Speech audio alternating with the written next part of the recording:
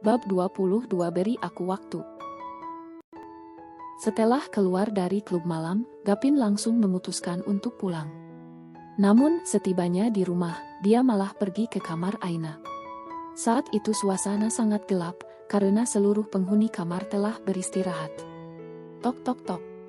Nah, panggil Gapin sambil mengetuk pintu kamar kekasihnya, karena benda persegi panjang itu dikunci dari dalam dan dia tidak membawa kunci cadangan.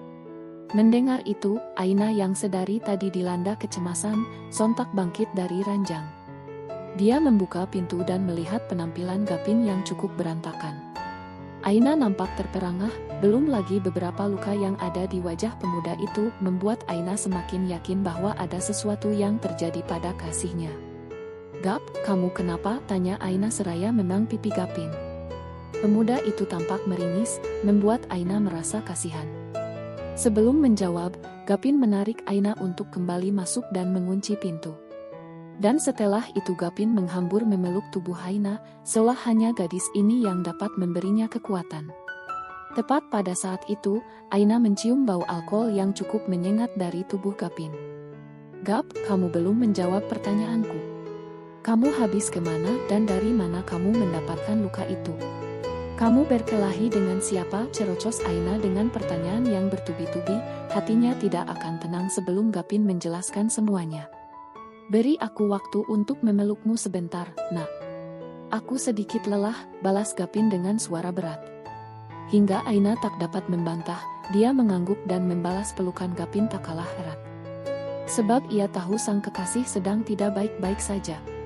"Peluk aku sampai kamu puas," bisik Aina lalu mengecup Gapin.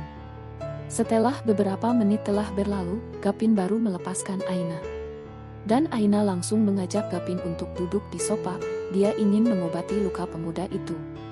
Namun sebelum Aina pergi untuk mengambil kotak P3K, Gapin justru menahan tangan Aina.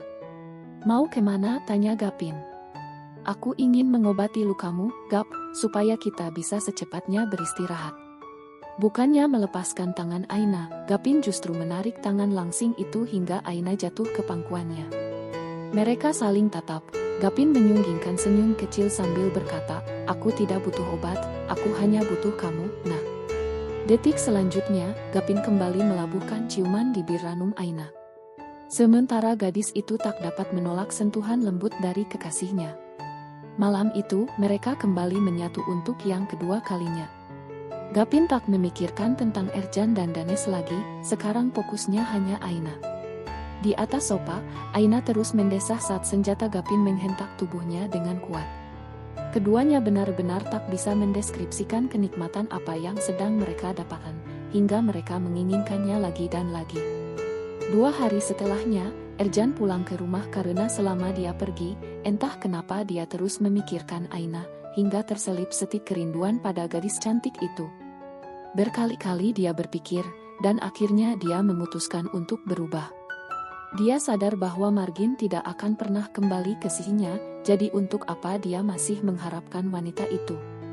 Sekarang dia hanya perlu menata kehidupannya dengan Aina, menjadikan gadis itu sebagai istri yang sesungguhnya.